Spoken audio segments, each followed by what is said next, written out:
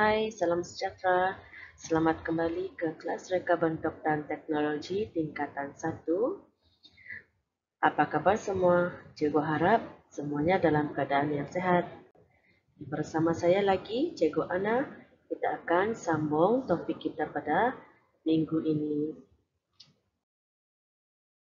Baiklah, sebelum kita meneruskan topik kita pada minggu ini, Cikgu akan membuat sedikit ulang kaji topik kita pada minggu lepas. Okay?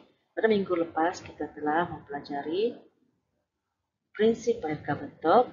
Okay, ada 7 prinsip reka bentuk, yaitu keseimbangan, pengulangan, kontras, kepelbagaian, kesatuan, keringkasan, dan harmoni. Dan seterusnya, kita juga telah mempelajari tentang aplikasi prinsip-prinsip reka bentuk dalam mereka bentuk objek asas. Apakah yang akan kita pelajari pada hari ini? Kita akan mempelajari 3 perkara, yaitu membanding beza prinsip dan elemen reka bentuk. Yang kedua, kriteria reka bentuk yang baik. Dan yang ketiga, membina objek asas.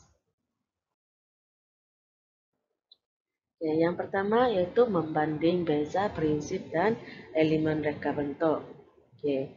Murid perlu faham tentang elemen dan prinsip reka bentuk terlebih dahulu.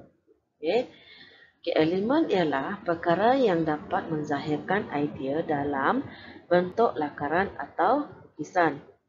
Manakala prinsip ialah peraturan dan panduan yang menggunakan elemen untuk membentuk produk. Jadinya, elemen dan prinsip ini adalah saling berkait untuk membentuk sesebuah produk.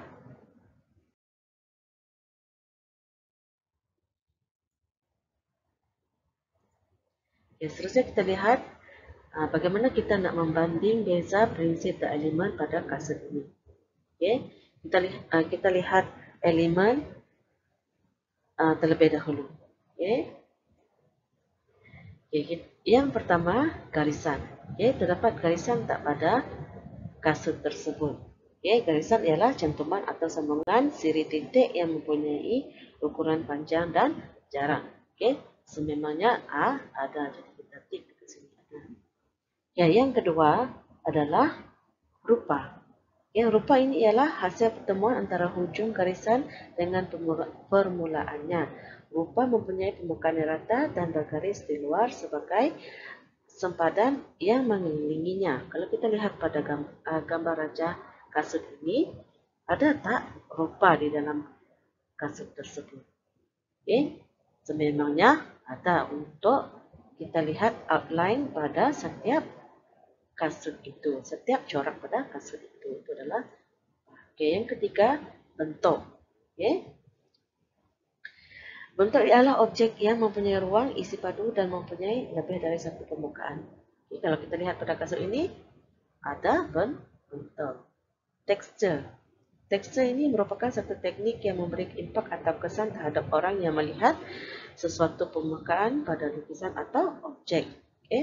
Kasar, licin, kesat itu semua ada pada kasut tersebut. Jadi kita letak tik pada tekstur.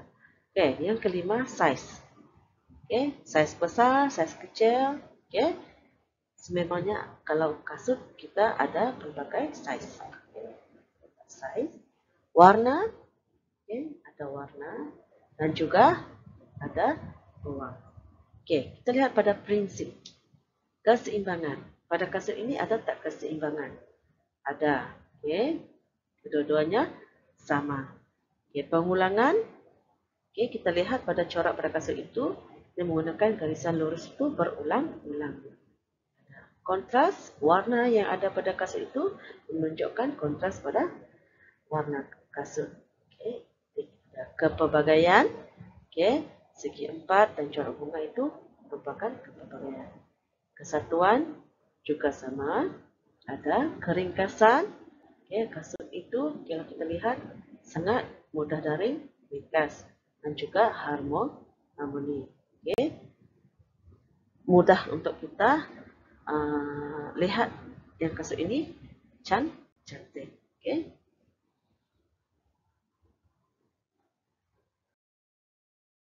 Baiklah, seterusnya kita lihat kepada kriteria reka bentuk yang baik. Okay, setelah kita membanding beza prinsip dan elemen reka bentuk produk, kita juga perlu mengetahui kriteria reka bentuk yang baik. Okay, di sini ada 5 kriteria reka bentuk yang baik. Yang pertama, kecenderungan inovasi. Kecenderungan inovasi ini menjadikan produk itu unik dan lebih berdaya saing daripada produk sedia ada dalam pasaran. Okay, yang kedua, creativity. Creativity melibatkan idea baharu dalam menghasilkan produk reka bentuk. Selain daripada itu, ia juga dapat memperbaiki fungsi produk sedia ada bagi memberi manfaat yang lebih baik. Yang ketiga, keaslian reka bentuk. Keaslian reka bentuk ini menekankan kandungan unsur simbolik, emosi, estetika, dan penampilan produk serta tidak meniru produk sedia ada. Yang keempat, kekuatan kualiti dan kebolehan pasaran. Okay. Kekuatan kualiti dan kebolehan pasaran produk yang dihasilkan perlu mempunyai ciri kekuatan. Ya, ia tidak boleh mudah rosak dan produk itu perlulah tahan semasa digunakan. Okay. Dan yang terakhir yaitu ergonomik. Ergonomik ini ialah suatu ciri keselamatan yang ada pada suatu produk. Okay. Selain daripada itu, ia juga memberi keselesaan kepada pengguna. Okay. Ini adalah antara 5 kriteria reka bentuk yang baik. Yang terakhir adalah membina objek asas. Langkah awal untuk menzahirkan idea reka bentuk adalah dengan membina objek asas. Okay. Pembinaan objek asas bermula dengan menggabungkan beberapa bentuk asas geometri bagi membentuk objek baru. Teknik pembinaan objek digunakan bagi membentuk objek yang baru. Okay. Di bawah ini adalah contoh bentuk asas. Okay. Berikut adalah teknik pembinaan objek. Teknik yang pertama adalah pembenaman. Pembenaman ini berlaku apabila sesuatu objek asas dimasukkan ke dalam objek yang lain. Okay, ini adalah contoh gambar rajah pembinaan. Okay, berlaku apabila sesuatu objek asas dimasukkan ke dalam objek yang lain.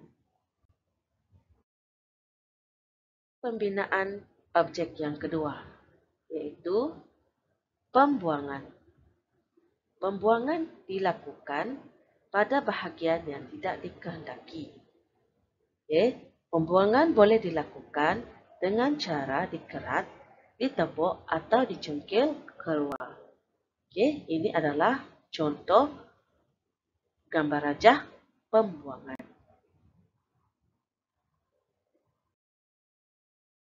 Yang ketiga, penyatuan.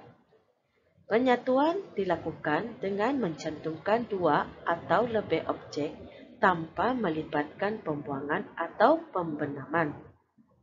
Penyatuan ini dilakukan dengan menggunakan paku, skru, glue atau rivet.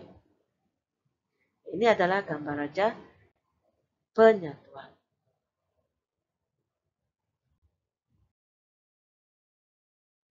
Oke, yang terakhir, peleraian.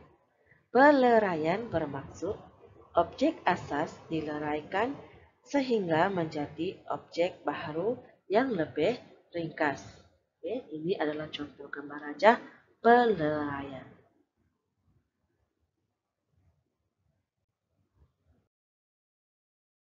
Baiklah, sekian saja topik kita pada hari ini. Sebelum kita mengakhiri kelas kita pada hari ini, marilah kita ingat semula apa yang kita telah pelajari. Oke, yang pertama tadi adalah membanding beza prinsip dan elemen reka bentuk. Perlulah kita ingat bahwa elemen dan prinsip adalah saling berkait untuk membina sesuatu produk.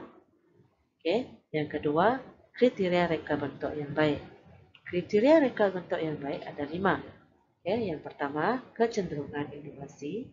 Yang kedua, creativity, keaslian reka bentuk, kekuatan kualiti dan kebolehpasaran, dan ergonomi. Yang ketiga, membina objek asas. Satu daripada cara awal untuk menzahirkan idea reka bentuk adalah melalui pembinaan objek asas. Dan yang terakhir adalah teknik pembinaan objek. Oke, terdapat 4 teknik pembinaan objek, yaitu pembenaman, yang kedua pembuangan, yang ketiga penyatuan, dan yang keempat peleraian. Oke, sekian saja yang perlu kamu ingat untuk topik kita pada hari ini. Oke, sekiranya ada soalan, bolehlah kita bincang di dalam grup kelas nanti. Latihan akan cikgu sertakan setelah kamu habis mengikuti slide ini. Oke, jumpa pada kelas akan datang. Bye.